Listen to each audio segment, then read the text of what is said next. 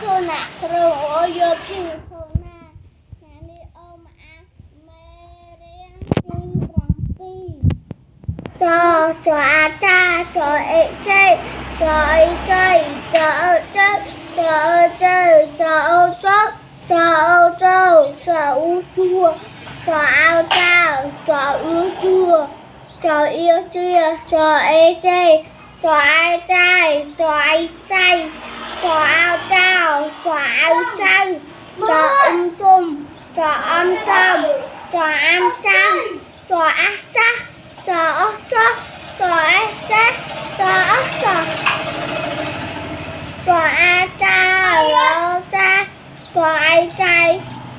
cho ao cha, rơ sao, chay, trăm, cho ớt cha, cho ớt cha.